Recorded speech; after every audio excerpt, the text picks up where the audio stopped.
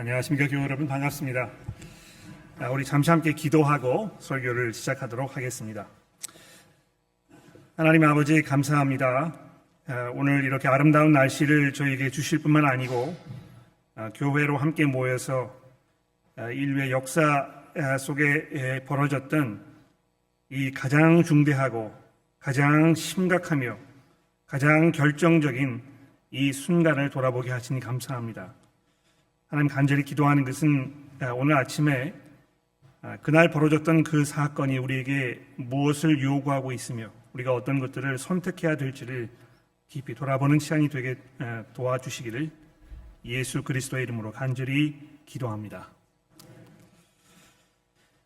자, 화면에 보시는 작품은 파리 오르세 박물관에 전시되어 있는 메스니어라는 화가의 작품입니다. 1812년 이 러시아를 침공했던 나폴레옹이 지칠 대로 지친 병사들을 이끌고 후퇴하는 장면을 그린 그런 작품입니다. 당시 나폴레옹이 이 영국을 압박하기 위해서 유럽 대륙과 영국 사이에 무역로를 가로막는 그런 조치를 취했었습니다만 러시아가 자국의 이익을 위해서 이 조약에서 탈퇴를 해버렸습니다. 근데 여기에 격분한 나폴레옹이 유럽 전역에서 끌어모은 약 한 60여만 명의 대군을 이끌고 러시아를 침공해서 모스크바까지 진격하는 그런 일이 있었던 것입니다. 근데 너무 이 보급품이 끊인 상태가 계속되었고 미처 예상하지 못했던 30도, 영하 30도의 강추위를 견디지 못하고 결국에는 이 큰 대군이 후퇴를 하지 않을 수 없게 됐던 것입니다. 통계에 의하면 이따 살아온 군인 수는 출발했던 60만 명에서 10만 명도 되지 않았다고 하니까 이처럼 참혹한 패배는 아마 역사의 전쟁사 중에 찾아보기 힘든 그런 결과였을 것입니다. 이 러시아를 침공한 나폴레옹의 이 선택이 세계 전쟁사에서 최악의 선택 중에 하나라고 평가받는 이유가 바로 여기 있는 것입니다. 나폴레옹의 이 패전 소식을 들은 유럽의 각 나라들이 마침내 그에게 반기를 들기 시작했고 이후 불과 3년이 지난 뒤에 워털루 전쟁에서 패하면서 대서양의 아주 외딴 섬에 유배되어서 51세가 되던 1821년 그는 역사의 뒤안길로 사라져 버렸습니다. 이 순간의 선택이 돌이킬 수 없는 그런 결과를 초래했던 것입니다. 우리는 모두 매일 각자가 처한 삶의 현장에서 눈을 뜨는 순간부터 다시 잠이 드는 시간까지 수천만 번의 선택을 이어가면서 하루를 보냅니다. 아침에 일어날 것인가 말 것인가, 양말은 어떤 색을 신을 것인가, 아침 식사는 빵을 먹을 것인가 시리얼로 대신할 것인가, 출근을 할 것인가 재택근무를 할 것인가, 오늘 교회를 나올 것인가 말 것인가, 이런 그 수많은 선택 앞에서 여러분 고민하지 않으십니까? 근데 이런 선택들 중에 대부분은 이래도 그만이고 저래도 그만인 경우가 태반입니다만 순간의 선택이 전혀 예상치 못했던 결과를 향해서 멈추거나 돌이킬 수 없는 이 행진의 출발점이 되는 경우가 종종 있다는 것입니다. 근데 오늘 제가 감히 이 자리에 참석하신 여러분들에게 혹은 온라인을 통해서 이 설교를 듣고 계시는 분들에게 드리고 싶은 말씀은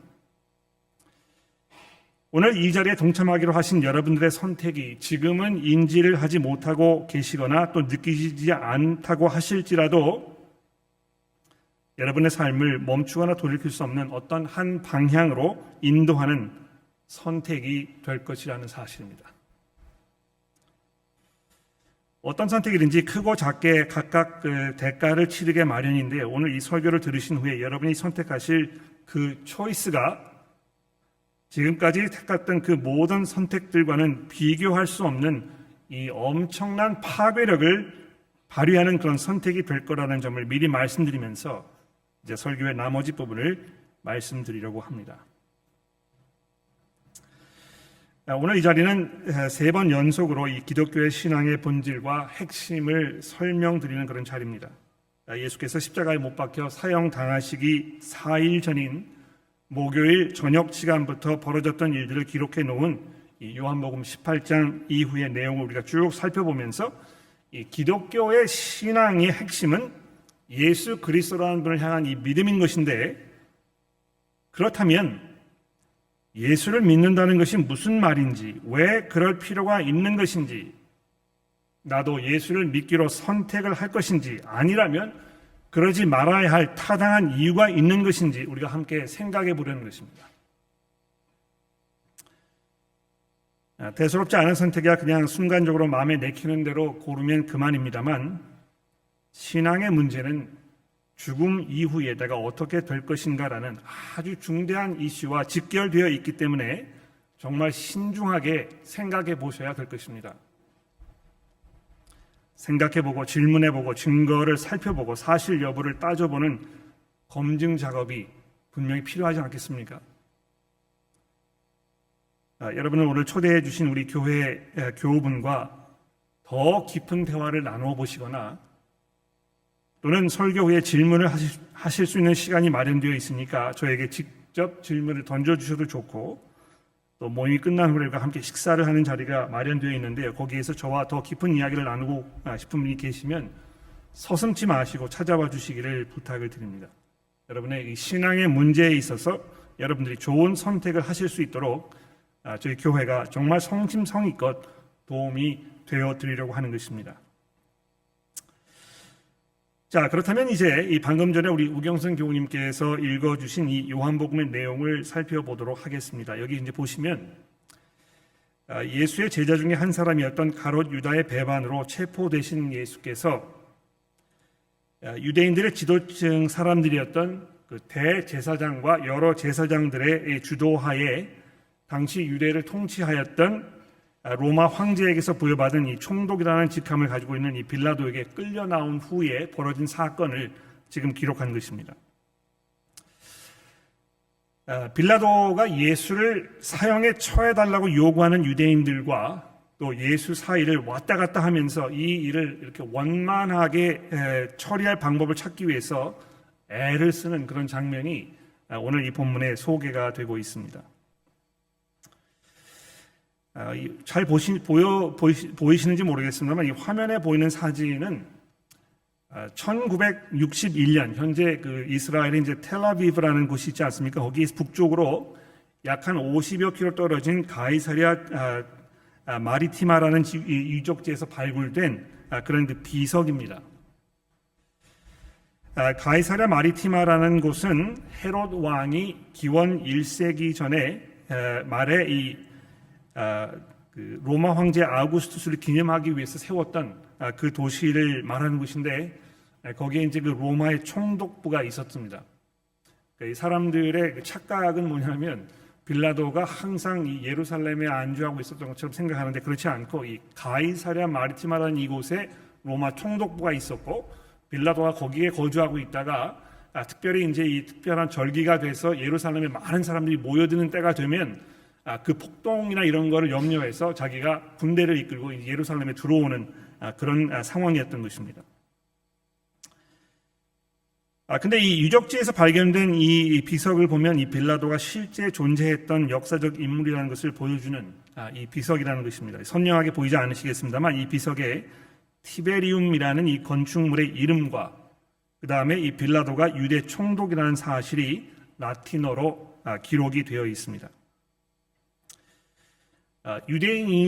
유대인이었지만 로마의 역사가로 1세기에 활동했던 이 클라비우스 요세푸스라는 이 사람의 글에 의하면, 이 빌라도라는 사람이 유대 사람들의 종교적 감정을 무시했다, 그리고 그로 인해서 많은 갈등을 일으킨 장본이다, 이렇게 소개가 되어 있습니다.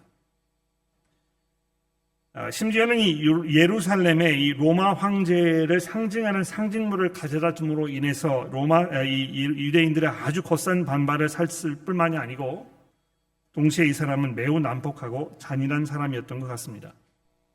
누가복음 13장 1절에 보면 그가 갈릴리 지역에 살던 유대 사람들의 그 사람들 죽인 후에 그들의 피를 뽑아서 제물에 바쳐진 짐승에 섞는 일을 자행한 아주 끔찍한 이런 사람이었던 것입니다. 그런데 보십시오.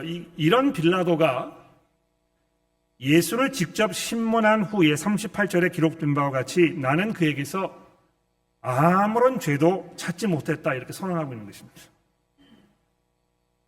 근데 이 말을 19장 4절과 6절에서도 역시 두 번이나 추가로 반복해서 강조하고 있는 점을 주목해 보십시오. 유대 사람들의 목숨을 파리처럼 여겼던 이 사람이 예수에 대하여는 나는 이 사람이 사형을 해야 할 만큼 심각한 일을 저지른 사람이라는 그 어떤 증거도 발견하지 못했다고 세 번이나 공식적으로 선언을 하고 있었으니 무엇이 분명한 것입니까?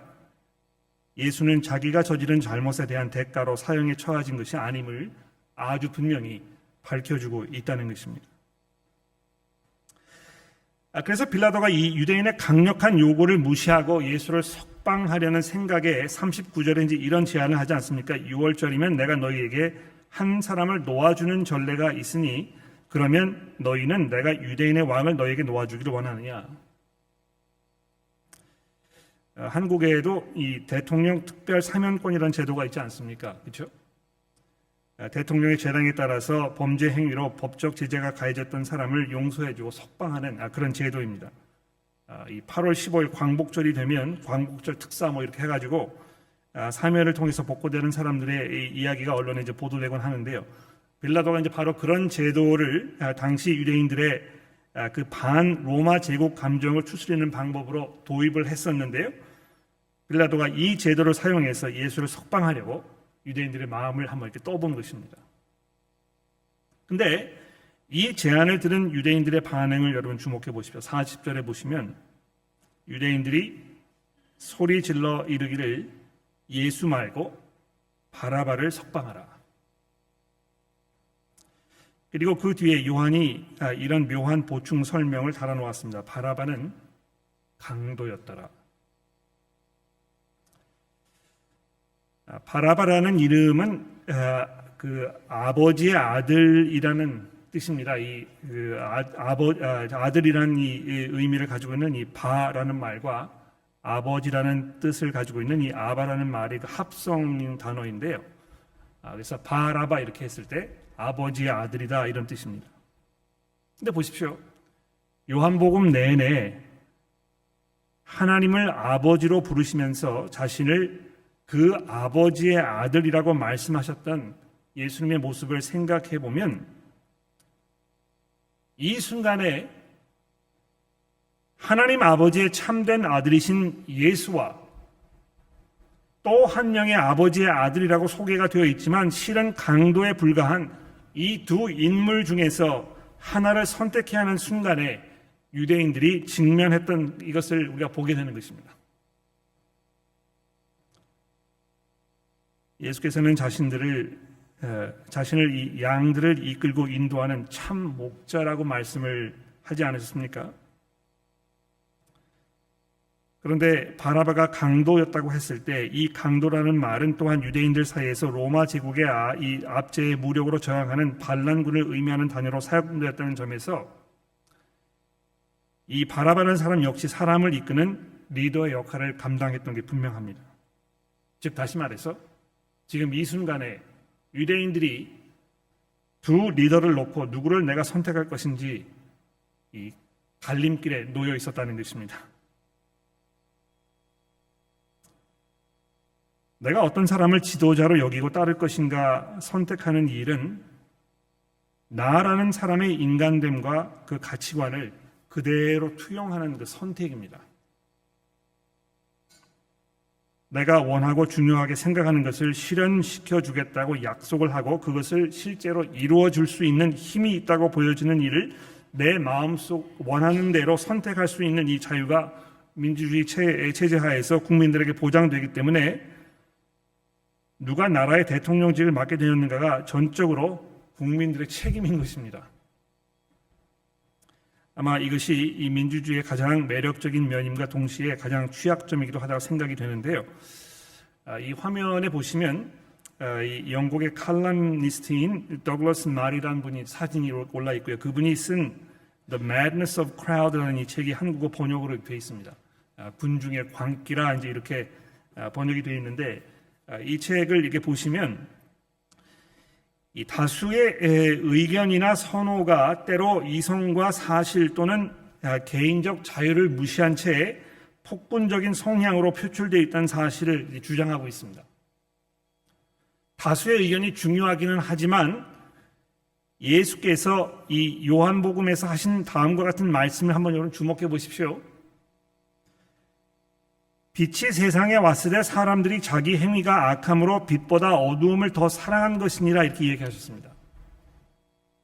악을 행하는 자마다 빛을 미워하여 빛으로 오지 아니하나니 이는 그 행위가 드러날까 함이요.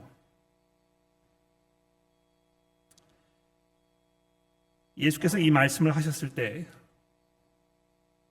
나중에 왜 유대인들이 자신을 그토록 열성을 다해 섬긴다고 주장했던 하나님께서 보내신 메시아를 이토록 미워하고 증오하여 그를 죽이려고 했는지 그 이유를 설명하고 계신 것입니다. 그 당시 예루살렘에 있던 그 많은 사람들이 다 한 목소리로 우리는 빌라도가 우리를 이끌기를 원한다고 선언하였을 때 바로 그것이 군중의 광기라는 것입니다.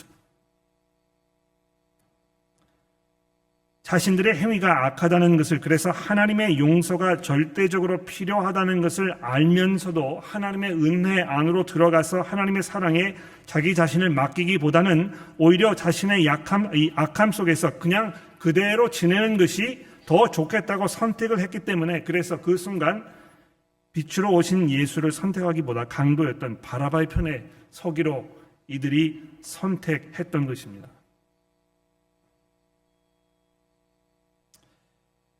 예수를 믿고 그분을 의지한다는 것은 그분을 통해서 우리가 하나님의 용서를 받을 수 있다고 확신하는 것을 말합니다.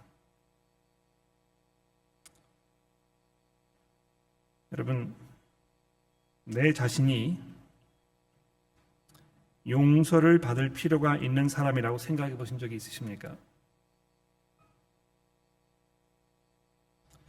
물론 자질구레한 어떤 양심의 가책이 되는 일들이 삶 속에 수도 없이 일어나고 있기 때문에 그런 면에서 내가 용서를 받을 필요가 있지요, 이렇게 이야기할 수 있는데, 그걸 말씀드리는 것이 아니고 하나님께서 내 삶을 자세하게 들여다보시면 내 삶이 너무 추하고 너무 부족하고 내가 그동안 너무나 하나님과 반대되는 모습으로 살아왔었기 때문에 하나님께서 나를 그냥 이대로 내버려 두시지 않으실 것이다. 정말 나는 하나님께로부터 용서를 받을 만한 그런 자격이 없는 사람이라고 자기 스스로에 대해서 생각해 보신 적이 있으십니까? 아마 그런 마음을 갖게 되기 위해서는 하나님 앞에서 대단한 겸손함이 필요할 것입니다. 내가 지금까지 그래도 남 부럽지 않게 또 남에게 부끄럽지 않게 살아왔다고 자신하시는 분들 경우에는 내가 용서를 받을 필요가 있다는 존재에 대해서 동의하시기 굉장히 어려울 것입니다.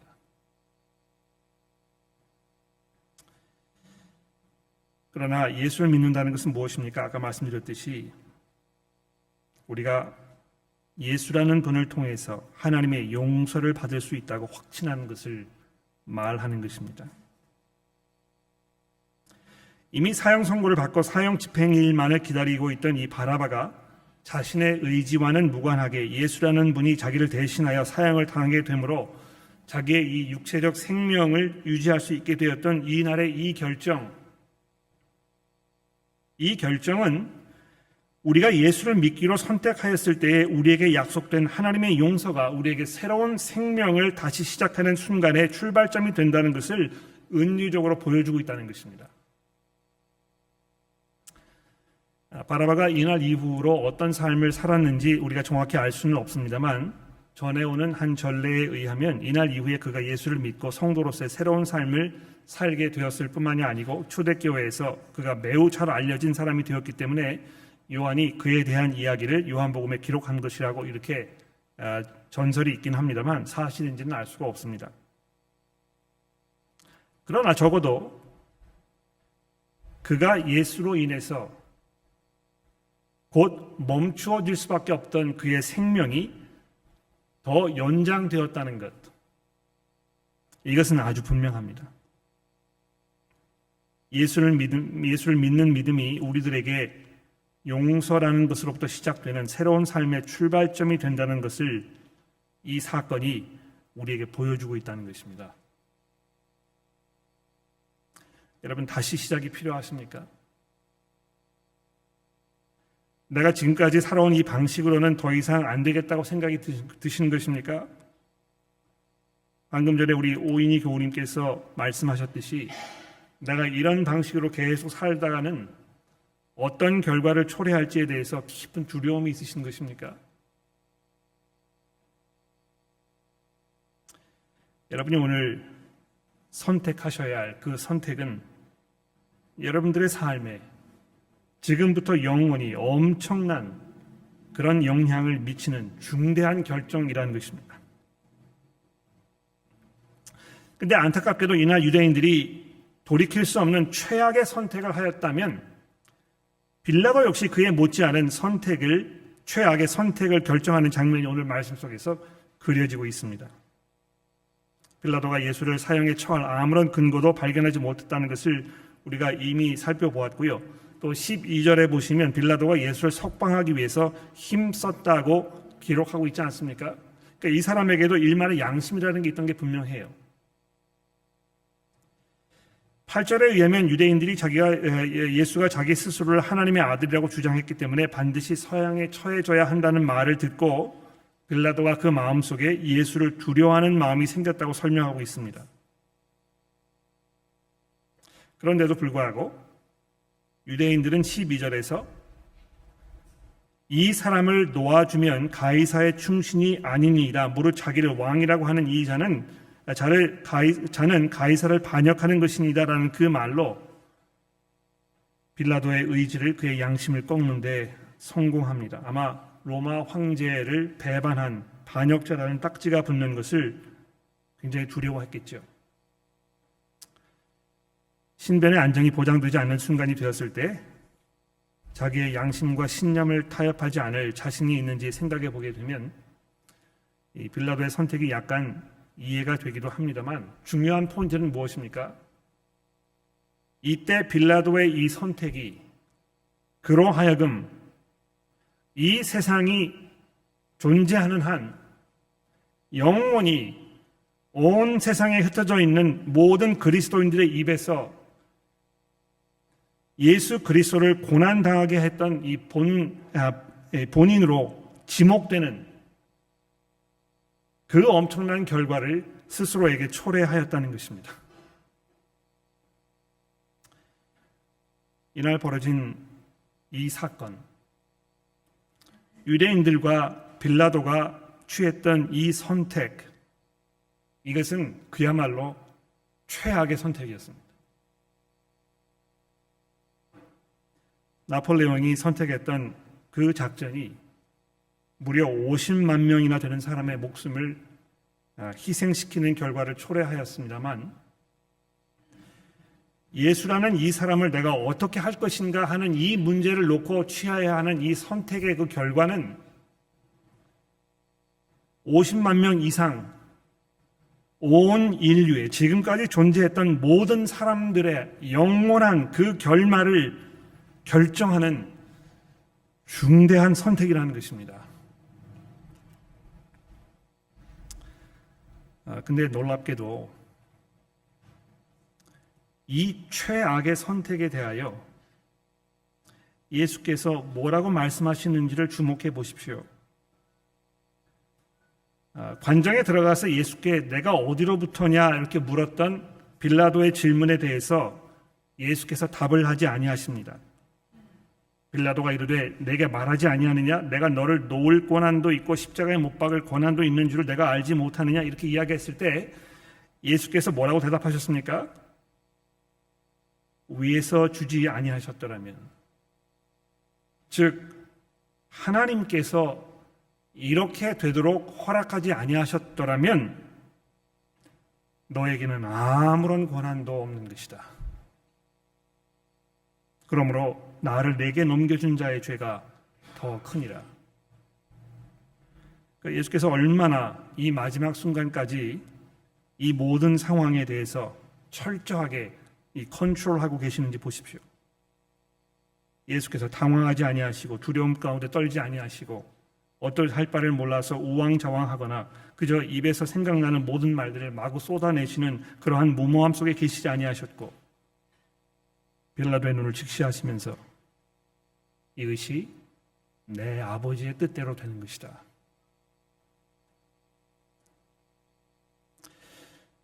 방금 전에 봉독되었던 이사야서 53장의 말씀에 하나님께서 이사야 선지자를 통해서 이렇게 예언하셨었습니다.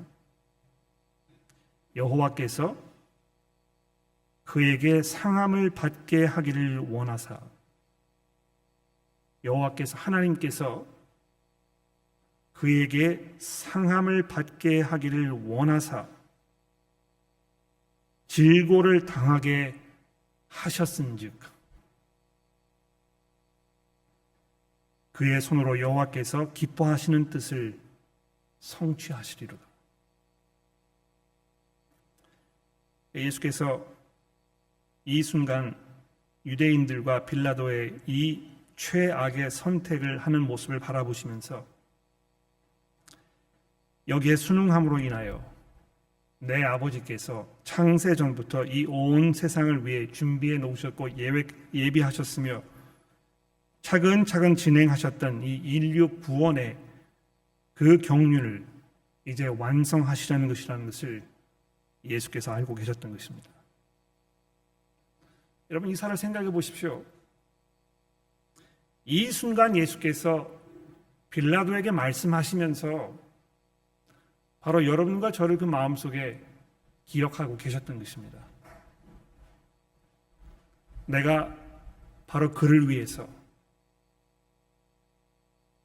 이 자리에 앉아있는 김아무개 그 사람을 위해서 내가 상함을 받으며 질고를 당하기를 마다하지 않는 것이다. 비록 이것이 너희들의 그 최악의 선택으로 인해서 벌어진 인간의 극악함의 극치이기는 하지만 내 아버지이신 하나님께서는 그것을 바로 너희를 위해서 이루신 것이다. 그렇습니다, 여러분. 오늘 본문 말씀에 이렇게 쭉 기록되어 있는 사실을 읽어보시면 이 상황이 얼마나 역설적인가 금방 이해하시게 될 것입니다. 호승줄에 묶여 있고 채찍을 맞아서 거반 죽게 된 상태에 있는, 머리에 가시관을 쓰고 자색 옷을 입고서 사람들에게 모욕을 당하면서 조롱거리가 되었던 이 예수께서 바로 그 모습 속에서 하나님의 은혜와 하나님의 신실하심과 하나님의 자비하심을 그대로 보여주시는 하나님의 참된 왕이셨다는 것입니다.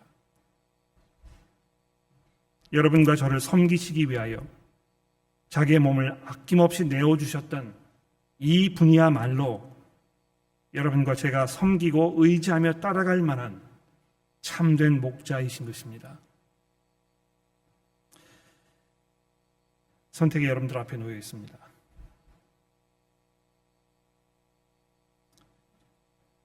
내가 이 사람을 어떻게 하랴? 어떻게 하는 것이 옳은 것이겠느냐? 너희는 내가 어떻게 하기를 원하느냐? 계속해서 물어보았던 이 빌라도의 이 질문이 오늘 여러분과 저의 마음속에 울려 퍼집니다. 나는 이 사람을 어떻게 할 것인가? 내가 이분을 나의 구주로 받아들이며 나의 임금으로 모시며 내가 그분을 의지하여 내게 필요한 이 하나님의 용서 가운데에서 새로운 출발을 오늘 할 것인가? 아니면 계속해서 내가 지금까지 살아왔던 방식으로 나의 고집을 주장하며 영원한 돌이킬 수 없는 멸망의 길로 갈 것인가? 이것이 여러분들 앞에 놓여 있는 선택입니다. 하나님께서 여러분의 마음 가운데 이 하나님의 말씀을 통하여 예수 그리스도를 바라보는 믿음 가운데 들어가게 되시기를 간절히 기도합니다. 기도하겠습니다.